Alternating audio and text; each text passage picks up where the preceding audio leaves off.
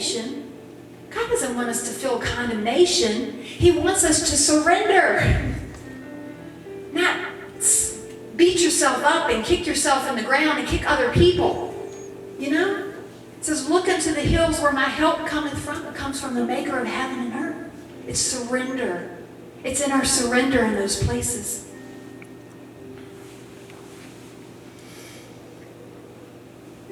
Verse 22, then he finished talking with him, and God went up from Abraham. Verse 23, so Abraham took Ishmael his son, all who were born in his house, and all who bought with his money, every male among the men of Abraham's house, and circumcised the flesh of the foreskins that very same day, as God had said to him. Abraham was 99 years old when he was circumcised in the flesh of his foreskin. And Ishmael his son was 13 years old when he was circumcised in the flesh of his foreskin. That very same day Abraham was circumcised, his son Ishmael, and all the men of his house, born in the house or bought with money from a foreigner, were circumcised. So they were coming under that covenant of the circumcision of the flesh. That's the old covenant. The new covenant is through Jesus. He's the one who, what we just shared and talked about. So we come under the new covenant, and that's what that means. So we're coming under what Jesus has done, and the circumcision, the cutting that he did, that he died, the blood that was shed from him. It's him who knew no sin. He became sin for us, that we might be the righteousness of God, that we might be the children of God. It's through that. Genesis 18, 1 through 15, verse 1. Then the Lord appeared to him by the terebinth trees of Mamre as he was sitting in the tent door in the heat of the day. And he lifted his eyes and looked, and behold, 3 men were standing by him. And when he saw him, he ran from the tent door to meet them and bowed himself to the ground. And he said, my Lord, if I have now found favor in your sight, do not pass on by your servant. Please let a little water be brought, and wash your feet and rest yourself under the tree.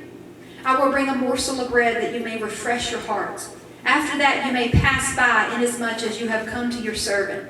And they said, do as you have said. So Abraham hurried into the tent to Sarah and said, quickly, make ready 3 measures of meal, kneaded, make cakes. Abraham ran to the herd, took a tender and good calf, gave it to the young man, and hastened to prepare it. So he took butter and milk and calf, which he prepared, and set it before them, and they stood by them under the tree as they ate. Verse 9, then he said to him, where is Sarah, your wife? He said, here in the tent. He said, I will certainly return to you according to the time of life, and behold, Sarah, your wife, will have a son. Abram and Sarah were old, well advanced in age. Sarah had passed the age of childbearing. Talk about a miracle. Therefore Sarah laughed within herself, saying, after I have grown old, shall I have pleasure, my Lord being old also. And the Lord said to Abraham, why did Sarah laugh, saying, shall I surely bear a child since I'm old? I love this verse. Verse 14 says, is anything too hard for the Lord? When we reflect on that, and you're asking God certain things, is anything too hard for him? Is anything too hard for God? Sarah, well advanced in age, old, past childbearing, remembering that story. Is anything too hard for him? Verse 15, but Sarah denied it, saying, I did not laugh, for she was afraid. And he said, no, but you did laugh. Genesis 21, 1 through 34, and the Lord visited Sarah as he had said, and the Lord did for Sarah as he had spoken. For Sarah conceived and bore Abraham a son in his old age, at the set time of which God had spoken. And Abraham called the name of his son who was born to him, whom Sarah bore to him, Isaac, the son of promise. The son of promise. You know what that reminds me of? That's a personal encounter that a promise was fulfilled. When you see somebody praising God and they're really making it known, it's because they've had a promise being fulfilled in their life, and they are just declaring it to everybody. You wonder why people do things they do. It's because they've been bound, broken, and God has met them where they were. And now they have a new song in their heart. And it creates a boldness in your life that you know God has done something in your life. And you're declaring it in your life. You're no longer ashamed. You're no longer hiding it, but you're declaring it. Because He fulfills those things in our life. He wants to fulfill promises that He's given us. He wants to fulfill the desires in our heart. We all have desires. Lay them and surrender before Him. It says as you delight in the Lord, He'll give you the desires of your heart. What are the desires of our heart? You know, when you're in fellowship with Him, you don't have to worry and be in fret and anxiety that your desires they're not right, they're not holy. Sometimes we question and we're like, oh Lord, is this you? Or is this you? Or is it not you? Or do I do this? Or do I do that? You know, it's this constant battle. Stop. I just want to say stop. Rest. Rest in Him. Leave the place of trying to make it happen, working out your own, working it out. It does say work out your own salvation with fear and trembling, but that doesn't mean you putting on all these works and these performing things. That's not what that's talking about. It's talking about abiding in the Father. Automatically, our lives will reflect that relationship. We don't have to be in fear and worry. That's not from God. It says the spirit of fear is not from God, but of love and a peace and a sound mind. Not a mind full of fret and worry and contention and trying to make things happen in our own strength, right? So that we don't want to get in that place.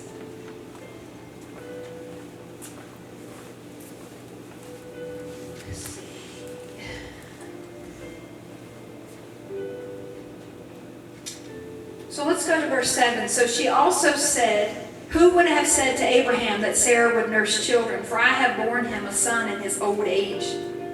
Now she had to come up with milk. Sarah saw the son of Hagar the Egyptian, whom she bore to Abraham, scoffing. Verse 10, therefore she said to Abraham, cast out this bondwoman and her son. She's talking about Hagar and Ishmael. For the son of this bondwoman shall not be heir with my son, namely with Isaac. Verse 11, and the matter was very displeasing in Abraham's sight because of his son. But God said to Abraham, do not let it be displeasing in your sight because of the lad, or because of your bondwoman. Whatever Sarah has said to you, listen to her voice, for in Isaac your seed shall be called.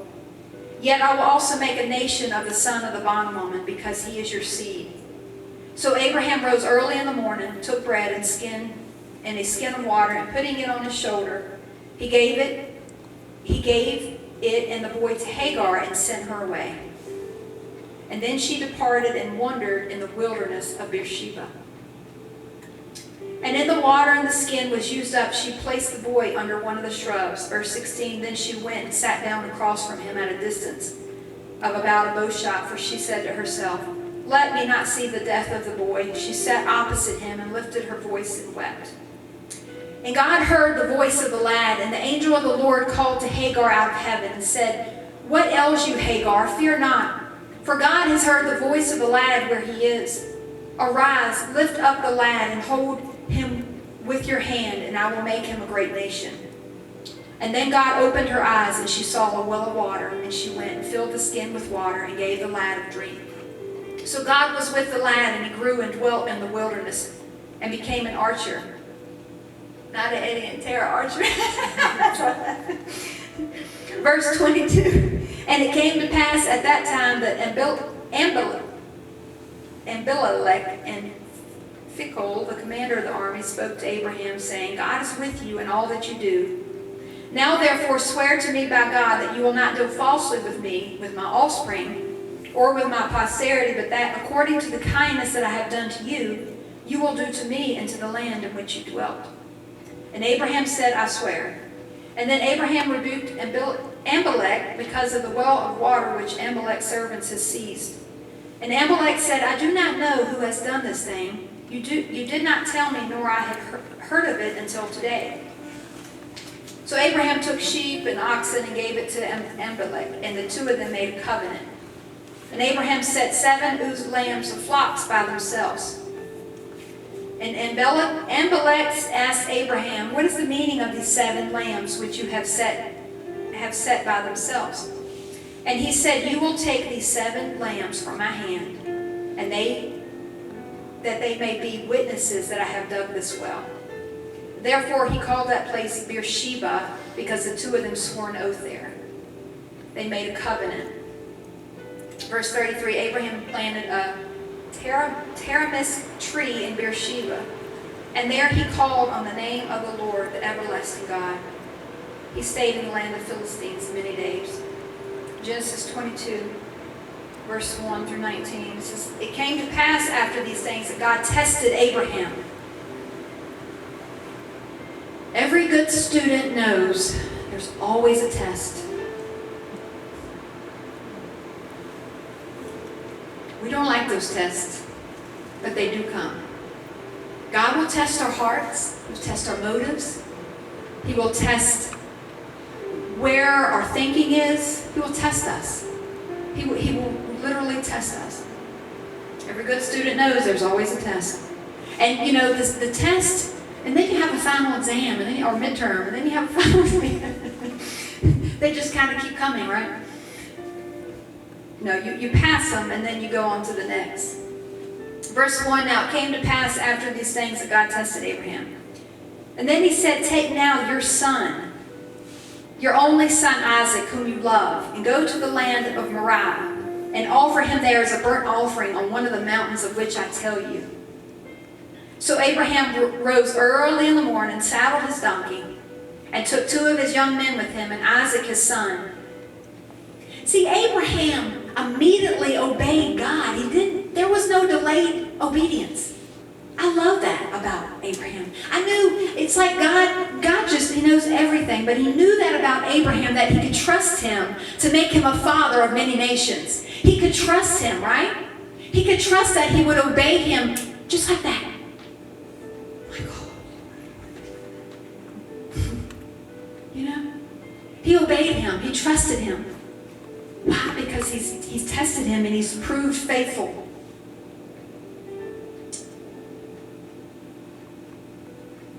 Verse 4, "Then on the 3rd day Abraham lifted his eyes and saw the place afar off. And Abraham said to his young men, 'Stay here with the donkey. The lad and I will go yonder and worship, and we will come back to you.'" We will come back to you. Just remember that for a moment. So Abraham took the wood of the burnt offering and laid it on Isaac his son. He took the fire in his hand, a knife, and the 2 of them went together. But Isaac spoke to Abraham his father and said, "My father." And he said, "Here I am, my son." And then he said, "Look, the fire and the wood, but where is the lamb for a burnt offering?" And Abraham said, "My son." So the boy Isaac is asking his daddy, "Where's the lamb?" And he's laying there before him at the altar.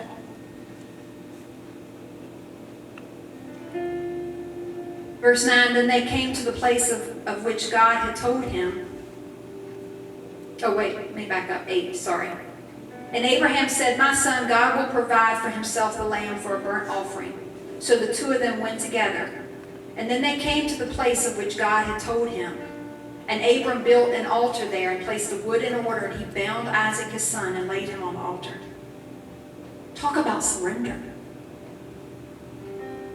His only son, between him and Sarah, the promise, right? Everything was like there. Surrender. Literal surrender.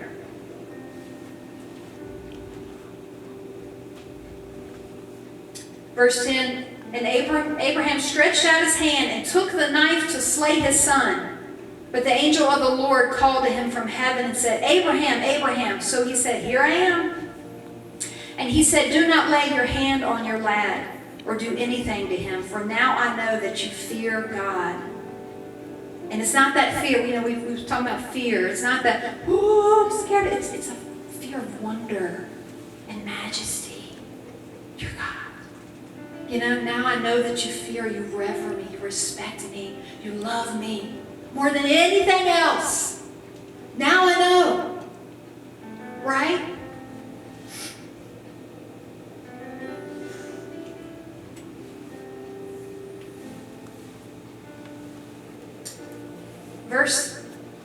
Let's see. Do not lay your hand on the lad or do anything to him, for now I know you fear God, since you have not withheld your son, your only son, from me. Then Abraham, verse 13, lifted his eyes and looked, and there, behold, there behind him was a ram caught in the thicket by its horns. So Abraham went and took the ram and offered it up for a burnt offering instead of his son. And Abraham called the name of the Lord will provide. Another encounter of provision, a big encounter. Because this one really cost him something, right? I mean, it could have, but it didn't. But it cost him his obedience. I don't know how to say that. But it really was a place of surrendering something he loved. Sometimes we can surrender things that we're like, whatever. But when we hold it dear to us and close to us, maybe it's something that we think we're going into, but God's saying, no, I want you to do something else. Sometimes He shifts our path, our careers, any of that. And it may be a good thing, but God is wanting you to surrender that thing. Maybe something you love. That can be very challenging.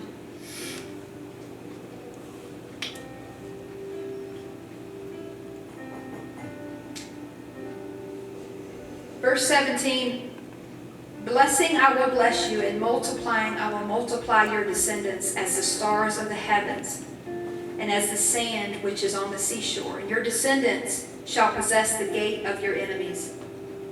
And in your seed, we're part of Abraham's seed. All the nations of the earth shall be blessed because you have obeyed my voice. So Abraham returned to his young men, and they rose and went together to Beersheba, and Abraham dwelt at Beersheba. God is a promise keeper. We see that through this beautiful illustration story, and how He even redeemed what He tried to do in His own strength with His maiden Hagar. They tried to bear their own fruit, right? Make this thing happen. Whew. That's some of us people that are like doers. It happens a lot. So you kind of got to learn a little bit. It's some things are easier lessons to learn than others, because of the way we're wired. Everybody's wired differently, So the ones that are like, yeah, let's go. They roll up their sleeves and ready to jump in and dive in.